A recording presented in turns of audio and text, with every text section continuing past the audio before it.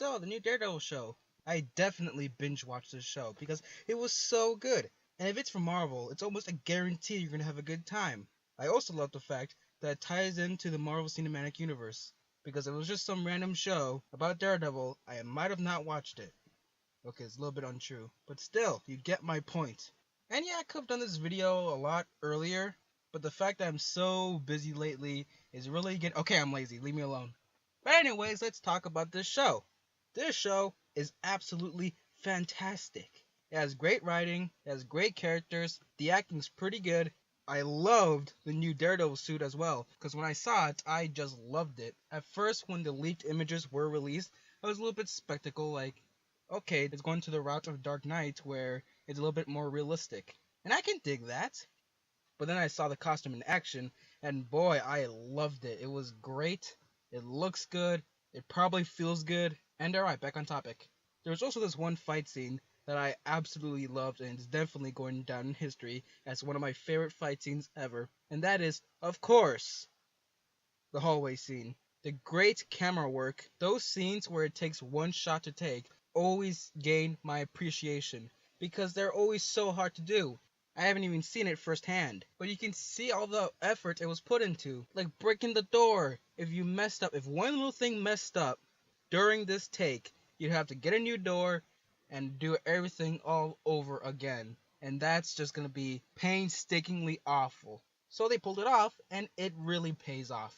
Also, the fighting's a little bit more realistic instead of just all this fighting and never being tired. Again, going back to the hallway scene, you see Daredevil, aka Matthew Murdock, he was getting tired, and you saw how he had to keep pushing himself, even though he just wanted to lay in the ground and just, I don't know, maybe take a little nap. Those are great. Also, Kingpin, great villain. It was really satisfying to see him get put down, because all the connections he had, all the innocent cops being killed, all the innocent people being threatened just to shut their mouths, that is really just teeth grinding, and to see him finally be put down really just gave me a satisfying feeling. I'll admit though, when his friend found out he was Daredevil, I hate those reactions where like, oh, I can't trust you. Are you even my friend? Heh, bah, bah, bah, bah.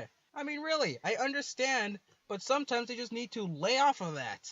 If I found out my friend, one of my closest friends, was a superhero, I would be like, yeah, I totally understand why you hid this from me. And, it's cool. And heck, I'd even try to be his sidekick. Or, outshine him. Whatever the case is. Watching this show is definitely gonna get me to go out and buy a Daredevil comic. Or more. Never know.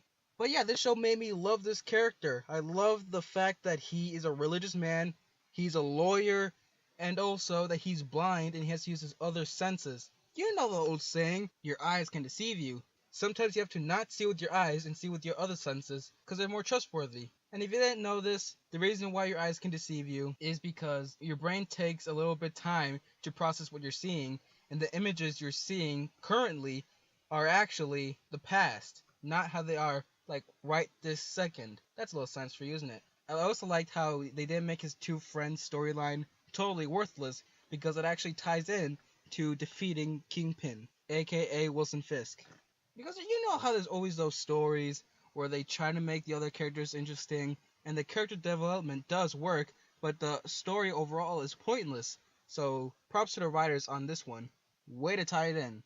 I also like the little references to past cinematic universe events, such as the Avengers and the alien attack, and when Hulk went berserk on Abomination. Those nods were pretty good.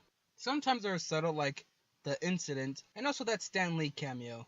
That was less than I imagined. But yeah, overall, it's a really good show. If you have nothing else to watch, and it's on Netflix, you should definitely watch this show. It's pretty good. And yeah, there's other shows that tie into the Marvel Cinematic Universe, such as Agents of S.H.I.E.L.D. and Agent Carter. But they're not on Netflix, so I'm gonna go ahead and say, oh well, maybe one day. And I really wonder if they're gonna use Daredevil for Marvel's Civil War, because I'd love to see that. It's good to see how it's like in the streets instead of fighting all these big villains like Loki and Ultron. There needs to be someone protecting the streets, and that's Daredevil. He's one of them. I'm also looking forward to that Iron Fist show as well. That's gonna be good, possibly? I guess that's it for this one. I don't know. We'll see. That's it for this video, and have a great rest of your life.